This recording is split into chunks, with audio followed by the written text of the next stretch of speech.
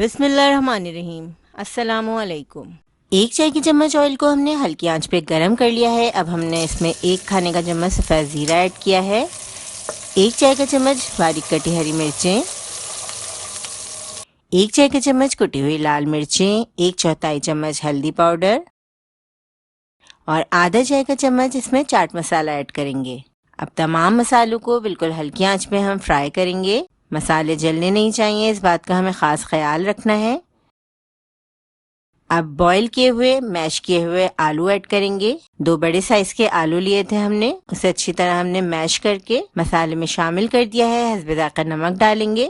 बहुत ही कम मसालों के साथ ये रेसिपी तैयार हो रही है और बहुत ही कम खर्चे में ये रेसिपी तैयार हो जाती है। आधा कप इसमें हम चीज़ ऐड करेंगे, चेडर या मोज़रेला, जो भी चीज़ आपके पास अवेलेबल हो आप वो डाल सकते हैं। चाहे तो आप स्लाइस चीज़ डाल दीजिए। हरा धनिया ऐड करेंगे चीज़ के साथ। अब अच्छी तरह हमें मिक्स करना है तमाम चीज़ों को।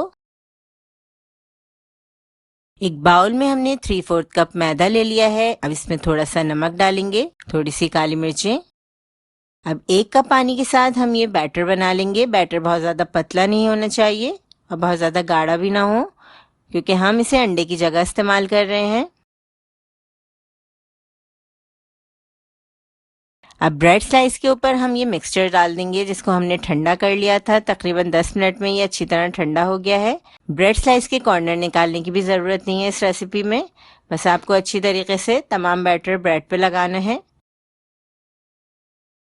ब्रेड हमने जो इस्तेमाल की है उसको हमने फ्रिज में रख दिया था। बिल्कुल फ्रेश ब्रेड अगर आप लेते हैं तो वो बहुत ज़्यादा डेलिकेट होती है, तो फ्रिज में अगर आप रख के इस्तेमाल करेंगे तो ये थोड़ी सी हार्ड हो जाएगी। इससे आपको कटिंग करने में भी आसानी होगी।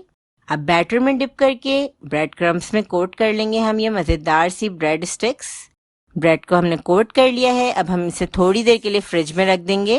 पैन में आप देख सकते हैं हमने बहुत थोड़ा सा ऑयल लिया है। इसमें हम ब्रेड को दोनों साइड से गोल्डन होने तक फ्राई करेंगे।